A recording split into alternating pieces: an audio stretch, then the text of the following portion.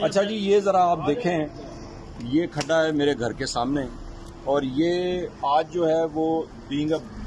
Brace president میں نے کال دی ہوئی تھی، اور ہمارے پاس بحریہ میں ایشو جو ہے وہ یہ ہے کہ ہماری جو بجلی کے بلز ہیں وہ اس دفعہ ڈبل سے ٹرپل سے بھی کہیں زیادہ آئے، اور ہم نے اس کے اوپر ایک کال دی۔ تاجر اتحاد کے لوگ ہمارے ساتھ ہیں، بحریہ کے ہیڈ آفس پہ ہم نے ایک پیسفل پروٹیسٹ کیا۔ وہاں پہ بحریہ کی طرف سے جو لوگ آئے انہوں نے ایشورنس دی کہ 15-20 دن کے اندر ہم لوگ مسئلہ حل کریں گے، اور ہم لوگ ابھی گھر پہنچے ہیں تو 1 گھنٹے کے بعد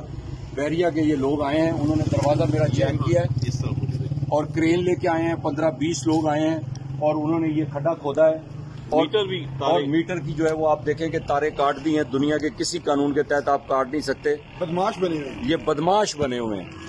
اور میں چاہتا ہوں کہ میڈیا اس چیز کو اٹھائے۔ آپ لوگ جاگیں گے تو یہ مسئلہ حل ہوگا۔ آپ لوگوں کے پاس کنٹینٹ آج کا صبح کا آپ کے سامنے ہے کہ صبح وہاں ایکٹیویٹی کیا ہوئی ہے، اور اب یہ ایکٹیویٹی ہوئی ہے، یعنی کہ اس کا مطلب یہ ہے کہ اس ملک میں ہمارے سارے گھروں سب جو جتنے لوگ وہاں موجود تھے سمجھے ان سب کے گھروں کو یہ کھڈا کھودا ہے انہوں نے، اور یہ زیادتی کی ہے نہیں، انہوں نے یہ میسج دیا ہے کہ ہم سب سے بڑے بدماش ہیں۔ یہ میسج دیا ہے، یہاں نہ کوئی گورنمنٹ ہے، نہ کوئی فوج ہے، نہ کوئی پولیس ہے، نہ کوئی قانون ہے، ہم بدماش ہیں، بدماشی کا قانون چلے گا یہاں۔ انہوں نے یہ میسج دیا۔ ہم نے پیسفل پروٹیسٹ کر کے جب ہم ان کے ہیڈ آفس گئے ہیں، وہاں سے انہوں نے ہمیں بڑی اچھی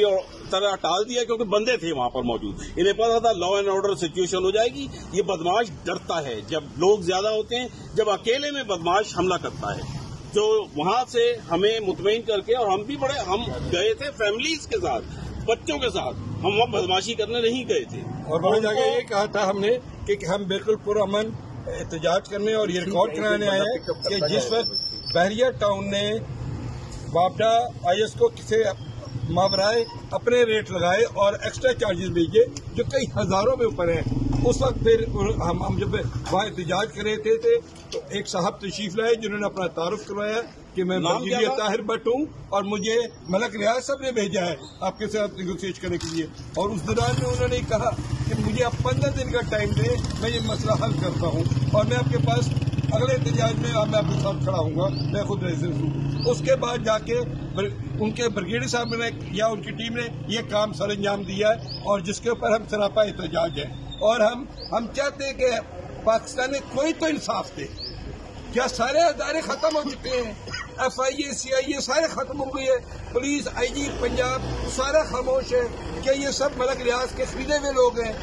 کیا انصاف اس ملک میں کس کو نہیں مل سکے گا؟ کیا ہم جو پاکستان میں پھر ایسا کریں کہ ایک بارود بھری گاڑی لائیں اور پورے بحریہ ٹاؤن کے ریزیڈنٹ کو اڑا دیں؟